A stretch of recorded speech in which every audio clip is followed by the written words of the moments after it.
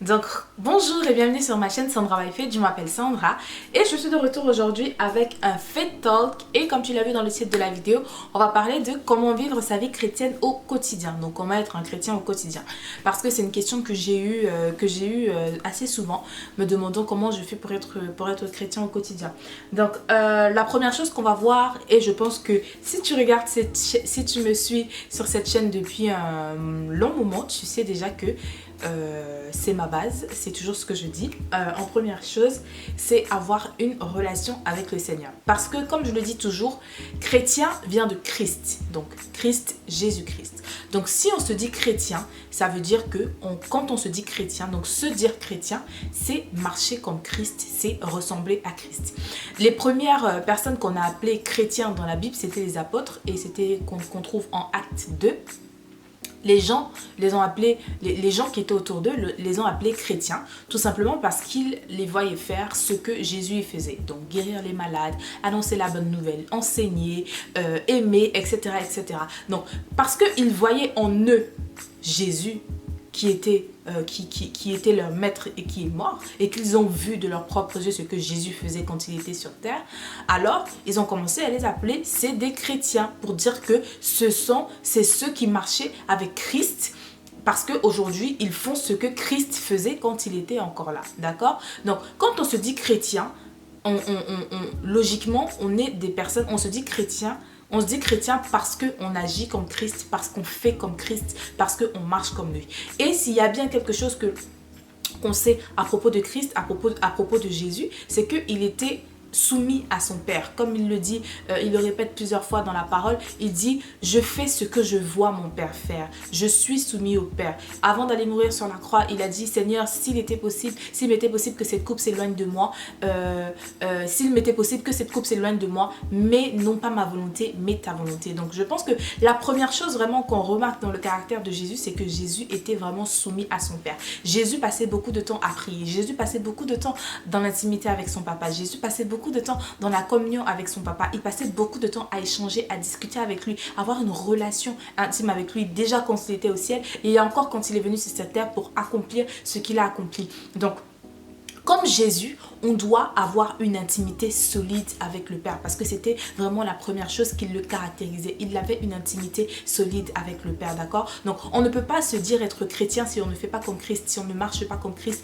Et donc, si notre base, ce n'est pas une intimité solide et sincère avec le Seigneur, d'accord? Donc, comme Matthieu 6,33 nous le dit, recherchez premièrement le royaume des cieux et sa justice et toutes ces choses vous seront données par-dessus. Donc, c'est quelque chose au quotidien. Avoir une intimité avec Dieu, ce n'est pas que le dimanche quand on va à l'église, d'accord? Ce n'est pas que le mercredi quand on va à l'étude biblique. Ce n'est pas que quand on se retrouve dans les quatre murs de l'assemblée, donc de l'église comme on appelle communément, mais c'est vraiment une vie au quotidien. C'est marcher quotidiennement. Avoir quotidiennement un temps d'intimité avec le Seigneur, lire sa parole quotidiennement, méditer sa parole quotidiennement, prier, louer le Seigneur, jeûner régulièrement, etc. Donc tout ce qui rentre vraiment dans la constitution de la communion avec le Seigneur doit faire partie de notre vie au quotidien, d'accord? Et on ne se borne pas juste à lire la parole, mais à la mettre en application. Parce que comme je te disais plus haut, c'est parce que les apôtres agissaient comme Jésus, c'est parce qu'ils guérissaient les malades, c'est parce qu'ils annonçaient la parole, c'est parce qu'ils enseignaient qu'on les a qualifiés de chrétiens, qu'on les a appelés chrétiens. S'ils ne faisaient pas toutes ces choses-là, on ne les aurait pas appelés chrétiens, d'accord? Donc on doit vraiment mettre en application dans notre vie de tous les jours tous les principes de la Bible, parce que la Bible c'est notre parchemin, d'accord? Ensuite, on doit être intentionnel et disposé. Parce que comme je disais, les apôtres ont été appelés chrétiens parce qu'ils partageaient la parole, parce qu'ils enseignaient, parce qu'ils communiaient fraternellement, parce qu'ils n'avaient pas honte en fait. Ils vivaient quotidiennement selon les valeurs de la parole de Dieu, selon les valeurs bibliques, selon les valeurs qui leur ont été inculquées et enseignées par Jésus-Christ quand il était encore sur cette terre. D'accord? Donc, ça prend de l'intentionnalité. Être intentionnel, ça veut dire vraiment vouloir le faire, être disposé à le faire, avoir vraiment un désir de le faire. Donc ça veut dire que Dans ta vie de tous les jours, tu dois avoir ce désir-là de véhiculer les valeurs chrétiennes. Tu dois avoir ce désir-là de ressembler à Jésus. Tu dois avoir ce désir-là de te conformer à la parole de Dieu. Là où tout le monde ment, tu refuses de mentir. Là où tous tes camarades de classe, pendant un DM, ils trichent. Ils vont copier sur Internet pour faire leurs devoirs. Toi, tu refuses de copier sur Internet. Tu refuses de tricher. Tu refuses d'avoir des antisèches. Là où tous tes collègues au travail s'asseyent pour faire des potins sur le chef de service ou sur la nouvelle chef de service ou sur la vie d'un tel ou d'un tel, tu refuses de participer à ces choses-là. Tu te mets volontairement à l'écart quand ces choses-là prennent place, ou alors tu te tais tout simplement, tu ne participes pas à cela. Et si on te demande pourquoi tu ne le fais pas, tu dis tout simplement parce que ça ne fait pas partie de tes valeurs. Et tu expliques aux gens quelles sont tes valeurs. Moi, je crois vraiment qu'on doit encenser les gens au lieu de les descendre. Je crois qu'on doit parler du bien sur les gens. On doit encourager les gens à vivre une vie meilleure au lieu d'avoir des ragots et de parler, de mettre en lumière ce qui ne va pas dans leur vie. Moi, je crois à encourager les gens au lieu de les décourager, d'accord? Donc, c'est ça, en fait. Et toutes ces choses-là, tu les apprends quand tu es dans l'intimité avec le Seigneur, parce que c'est à l'intérieur, dans le lieu secret, comme le Seigneur, il dit, quand tu pries, va dans le lieu secret, là où le Père t'attend, ferme la porte derrière toi et tu rentres dans le lieu secret. C'est quand tu es dans le lieu secret que le Seigneur te façonne, il te modèle, il te rééduque, il te reprogramme. C'est dans ce lieu secret-là que tu apprends à avoir ces valeurs-là et que tu es rempli du zèle finalement de pouvoir le manifester au quotidien, d'accord? Donc, vivre une vie chrétienne au quotidien prend d'abord d'avoir une intimité avec le Seigneur, ensuite d'être intentionnel et disposé, ne pas avoir honte de ces valeurs, ne pas avoir honte de ne pas regarder des programmes télévisés qui ne rendent pas gloire à Dieu, ne pas avoir honte de ne pas connaître les dernières chansons à la mode, parce que je sais que des fois, quand tu te retrouves pendant la pause, pendant la cantine, où tu vas dîner avec des collègues, qu'ils parlent d'une certaine actualité, que tu n'es pas au courant de l'actualité, on va te dire, ah, comment ça, mais t'es sûr que tu vis sur cette terre? Oh, mais t'es old school, oh, mais t'es ci, t'es ça. Et de pas avoir honte de dire, mais écoute, moi j'ai pas honte de pas connaître cet artiste, j'ai pas honte de pas connaître la vie de telle ou telle star, j'ai pas honte de pas connaître cet endroit super à la mode, tout simplement parce que ce sont des choses qui ne sont pas en accord avec les valeurs que moi j'ai, donc je n'ai pas honte de le dire. Et c'est parce que justement tu n'as pas honte, c'est parce que tu sais qui tu es, c'est parce que tu connais ton identité en Christ, c'est parce que tu sais que tu as fait le bon choix, c'est parce que tu sais que le style de vie que tu as choisi aujourd'hui, c'est un style de vie qui est plus en accord avec toi, c'est un style de vie dans lequel tu es en paix, tu es en assurance, que tu le manifestes à l'extérieur. Pourquoi? Parce que quand tu passes du temps dans la présence du Seigneur, quand tu as une intimité avec lui, ton homme intérieur se fortifie. Et si tu as vu la précédente vidéo où je parlais de comment se vêtir, ou alors si tu es sur cette chaîne depuis le début, tu sais que je pars toujours de développer son intérieur. Donc tu sais que ton homme intérieur se fortifie, et quand ton homme intérieur se fortifie, automatiquement à l'extérieur de toi, tu manifestes les fruits de l'esprit, tu manifestes les fruits de Christ, tu manifestes de l'assurance, tu manifestes de la paix, tu manifestes de la joie, tu manifestes vraiment tous les bons fruits de l'esprit. Et crois-moi que même si les gens ne te disent pas autour de toi, même si les gens n'en font pas cas, ils le voient. Par exemple, le dernier emploi que j'ai occupé, comme dans tous les emplois, hein, il y a des ragots. Et je pense que j'ai vraiment compris ça déjà la première fois quand j'ai fait mon stage de deuxième année chez un transitaire. On travaillait dans un bureau open space. Et donc, il y avait 3 services dans le même bureau. L'open space, c'est chacun à son bureau, mais en espace ouvert, d'accord? Donc, on cohabitait tous ensemble. Et je me suis rendu compte vraiment de comment le milieu du travail est vraiment très laid. Par exemple, quand il y avait une personne du service, parce qu'il y avait 3 services, il y avait le service Turquie, il y avait le service Tunisie et il y avait le service Maroc. Quand par exemple une personne du service Turquie se levait pour aller aux toilettes ou je sais pas faire quoi, oh mais t'as vu, est-ce que tu sais qu'elle sort avec le nouveau chauffeur là? Parce que je travaillais dans une entreprise, je faisais mon stage dans une entreprise de transitaire, donc organisation de transport national et international, et donc c'était en zone industrielle et j'étais dans le service routier, et donc on avait les chauffeurs qui venaient, qui garaient leur poids lourd en fait en bas, et il y avait une dame du service Turquie qui sortait avec un routier, et apparemment elle avait l'habitude de sortir, de changer de partenaire, etc. Donc ils ont commencé à discuter. Est-ce que tu as vu tu sais qu'elle a dormi dans le camion ce soir, elle n'est pas rentrée chez elle, elle a dormi dans le camion ce soir. Ouais, non mais bon, non mais franchement ils ont commencé à parler, et quand elle revient, ils se mettent à rire avec elle. Oh là là, qu'est-ce que t'es belle, alors comment ça se passe, la nouvelle romance et tout. Et dès que cette personne-là qui parlait sur elle, dans le service Maroc, se lève pour sortir, t'as vu comment elle est tout en train de se plaindre. tout le temps en train de crier. Parce que celle-là, justement, qui était dans le service Maroc, qui était service Tunisie, qui était tout le temps en train de parler sur les autres et tout, elle-même, elle passait son temps à se plaindre, à raconter comment son père a des problèmes, comment il a tous les problèmes de la terre, comment elle se... etc. Et donc, quand elle se lève pour sortir, tout le monde commence à parler d'elle. Oh, t'as vu comment elle est tout le temps en train de se plaindre, elle croit qu'elle a des problèmes plus que qui, etc., etc. Et moi, j'étais là, et j'étais déjà chrétienne, et j'étais nouvellement chrétienne, hein. J'étais nouvellement chrétienne, mais moi déjà de base, les ragots, ce sont des trucs vraiment, ça ne m'intéresse pas, tu vois ce que je veux dire. Mais quand je voyais ça, j'étais choquée, j'étais là, ah Seigneur.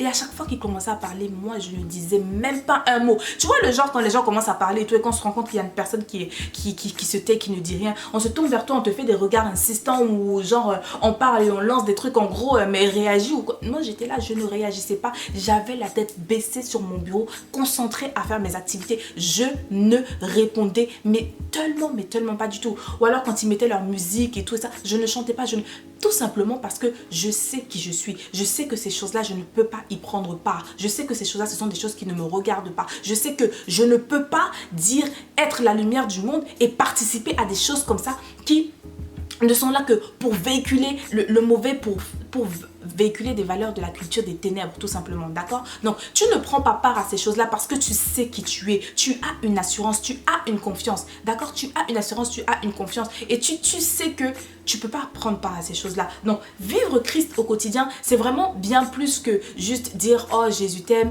et etc. Parce que, comme je le dis toujours, la meilleure évangélisation, le meilleur moyen qu'on a d'évangéliser, c'est au travers de nos vies, c'est au travers de nos comportements. Et donc, je te disais que dans mon dernier emploi, je l'ai vu. Parce que pareil aussi, en plus c'était dans un magasin de vêtements et je pense que tous ceux qui travaillent dans le commerce savent comment ça se passe dans les magasins. Enfin, de toutes les façons, dans le milieu du travail, c'est comme ça, il y a des ragots partout. Mais dans le milieu du commerce, je sais pas pourquoi, c'est encore plus, voilà. Donc, tout le monde parlait sur la vie de tout le monde, les responsables qui faisaient du n'importe quoi, etc., etc.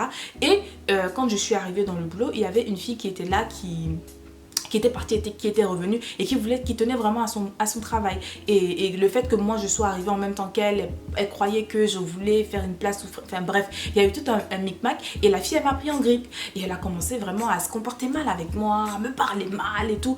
Mais moi je n'en faisais pas cas parce que de toutes les façons, dès que ça a commencé, moi quand je suis rentrée à la maison ce soir, j'ai prié, j'ai dit Seigneur, je sais que tu m'as envoyé dans cet endroit-là pour faire quelque chose, pour apporter quelque chose, pour apporter ta parole. Donc je veux accomplir ma mission parce que moi quand je vais travailler quelque part, moi je me vois comme missionnaire parce que comme je te l'ai dit, ma vie tout entière, nos vies tout entières sont faites pour rendre gloire à Dieu. Donc je me vois comme missionnaire, je ne me vois pas comme en allant travailler pour pouvoir gagner de l'argent parce que l'argent, mon père est le détenteur de l'or et de l'argent, donc c'est pas ça mon souci premier. Quand je cherche du travail, c'est parce que je sais que là c'est le moment de, voilà, ok, il faut travailler pour vivre, mais parce que je sais que avant tout, j'ai quelque chose, j'ai une lumière à apporter dans cet endroit-là. Donc je rentre et je dis Seigneur, je sais que tu m'y as mis pour une raison, je sais Seigneur, donc tu vas me donner les forces dont j'ai besoin pour pouvoir passer au-dessus de ça et aide-moi à regarder cette fille avec tes yeux d'amour et l'aimer avec ton cœur. Donc moi quand elle me parlait mal, honnêtement, moi, je me disais juste qu'elle était super stressée, que c'était le stress du travail, etc., etc.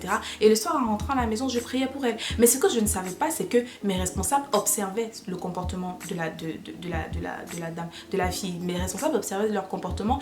Et moi, une fois, elle avait dépassé les bornes. Je suis allée la voir, je l'ai prise de côté. J'ai discuté avec elle en lui expliquant que tu vois, tu ne peux pas te comporter comme ça. Surtout que je sais que tu veux garder ton emploi. Et si tu veux garder ton emploi, les filles étant à l'œil, donc mes responsables, les filles étant à l'œil. Et si tu te comportes mal, elles ne vont pas te garder. Alors que moi, personnellement, je ne suis là que pour un temps, je ne compte pas rester et tout. Parce que elle, dans sa tête, elle se disait que moi, j'étais là en compétition avec elle et que je faisais ce que je faisais pour pouvoir lui voler sa place, etc. Parce que une de mes responsables avait discuté avec elle. Donc, fast forward, quand je me retrouve avec la responsable en train de discuter par rapport à ça, la responsable, elle me dit... oui, elle pense que tu veux prendre sa place, etc., etc. Mais t'inquiète pas, hein, Sandra, j'ai remarqué qu'elle te parle mal et tout. Et j'ai surtout remarqué que tu ne réponds pas et tout. Et je réponds à ma responsable que moi, personnellement, je n'y fais pas cas parce que je sais que, voilà, elle peut traverser des moments difficiles, etc. Et surtout parce que moi, au jour d'aujourd'hui, parce qu'elle savait que j'étais chrétienne, du coup, non, elle savait pas. Et c'est ce jour-là que je lui dis non, moi, au jour d'aujourd'hui, rentrer dans ce genre de comportement, ça ne fait plus partie de mes valeurs. Moi, aujourd'hui, je vis en paix avec moi et je ne veux pas permettre à qui que ce soit de venir gâcher ma paix. Et ma responsable qui me répond, ah mais oui, c'est vrai que ça se voit que franchement, t'es quelqu'un, tu cherches pas les problèmes, t'évites les problèmes parce que quand elle te parle mal, je vois que tu réponds pas, etc. Ça se voit en fait que tu es quelqu'un qui marche dans la paix. Et franchement, quand elle m'a dit ça, j'étais là, waouh. Alors que quand je suis arrivée dans le magasin, personne ne savait que j'étais chrétienne. Et c'est à ce moment-là donc que j'ai profité pour annoncer la parole de Dieu, expliquer que voilà, je suis chrétienne. Et en plus de ça, j'ai une chaîne YouTube. Et en plus, ma chaîne YouTube avait déjà 6000 abonnés à ce moment-là. Et donc, quand j'annonce tout ça, les yeux se sont écarquillés. Ah bon? Ah bon? Ah, franchement, on savait pas. Ah, mais tu vois ce que je veux dire? Donc, c'est pour dire qu'on évangélise le plus au travers de notre comportement. On vit une vie chrétienne au travers, donc c'est-à-dire que on manifeste Christ le plus au travers de nos comportements. Donc comment être chrétien au quotidien? En se laissant d'abord transformer dans l'intimité avec le Seigneur. Et ce qu'on reçoit dans l'intimité avec le Seigneur sera automatiquement et forcément visible à l'extérieur. D'accord? Il faut bien comprendre ça. C'est pas du fake, c'est pas quelque chose que tu peux fausser, c'est pas quelque chose que tu peux faire semblant, c'est la véritable transformation. D'accord? Elle se voit sur toi. Tu n'as même pas besoin de parler. Tu n'as même pas besoin d'ouvrir la bouche pour proclamer que tu es chrétien, pour proclamer que tu vas prier dans telle méga church, dans telle grande église et tout. Non. Christ se voit à l'extérieur de toi, et ce par les fruits de l'esprit, la patience, la tempérance, l'amour, la bénignité, toutes ces choses-là, ça se voit au travers de toi et ça t'ouvre les portes pour pouvoir annoncer l'évangile de Christ. Ce qui fait que quand tu vas même parler de Christ, quand tu vas dire que tu es chrétien, quand tu vas annoncer la bonne nouvelle que Jésus-Christ est venu sur cette terre pour sauver tout le monde et qu'il aime tout le monde, on n'aura pas du mal à te croire parce que ce sont des choses qu'on aura déjà vues dans ton comportement de tous les jours. D'accord? Donc, il faut vraiment, et le dernier point, c'est toujours marcher dans l'amour. Ok? Parce que c'est la raison principale de toute chose. C'est parce que j'aime Christ que je passe du temps à ses pieds. C'est parce que j'aime Christ que j'annonce sa parole au travers, à l'extérieur, à tous ceux qui m'entourent. C'est parce que j'aime Christ que je fais cette chaîne YouTube et je me prends très au sérieux. Soit dit en passant, je prends très au sérieux ce que je fais sur cette chaîne parce que je suis vraiment consciente que aide beaucoup de personnes, mais par-dessus tout, parce que je sais que c'est le Seigneur qui m'a demandé de le faire et parce que je veux lui être obéissante, parce que je l'aime de tout mon cœur, parce que je veux toujours marcher dans l'amour avec le Seigneur, pour le Seigneur et lui être agréable. Alors je le fais. Donc, gardez en tête qu'il faut toujours marcher dans l'amour, ok? Et avoir pour seule et unique référence Jésus. Comme Paul nous dit en 1 Corinthiens 11:1, soyez mes imitateurs comme je suis l'imitateur de Christ. D'accord? Donc on doit toujours avoir pour seule et unique référence Jésus. Moi honnêtement, il y a beaucoup de personnes qui m'inspirent, ok? Qui m'inspirent sur la plateforme, beaucoup de pasteurs, beaucoup d'enseignants, etc. Mais la seule personne à laquelle j'ai décidé de toujours regarder, c'est Christ, parce que c'est le seul qui est parfait. Les hommes sont imparfaits, aussi bons qu'ils puissent être, aussi points qu'ils puissent être, aussi utilisés qu'ils puissent être. Ma seule et unique référence sera toujours Christ, parce que lui, il reste parfait et lui, il agit toujours en toute perfection de toutes choses. Donc notre seule référence restera et doit toujours être Christ, et c'est ainsi qu'on saura véritablement marcher dans l'amour et donc vivre une vie chrétienne agréable à Dieu, une vie chrétienne selon la Bible, parce qu'il y a beaucoup de gens qui sont chrétiens selon eux, chrétiens selon X, Y ou Z, mais nous on veut être des chrétiens selon la Bible, selon Jésus-Christ, et donc le manifester au quotidien et donc vivre une vie chrétienne au quotidien. Donc voilà, on arrive à la fin de cette vidéo. Je te remercie encore une fois de plus d'avoir pris le temps de regarder cette vidéo. N'hésite surtout pas à la partager à un frère ou une soeur parce que je crois que ça va véritablement aider quelqu'un. Et moi je te remercie encore une fois de plus d'avoir pris le temps de regarder. Je te dis à très bientôt. D'ici à la prochaine fois, porte-toi bien, que mon Dieu te bénisse et don't forget, never stop walking by faith and not by sight. God bless you and faith till you make it.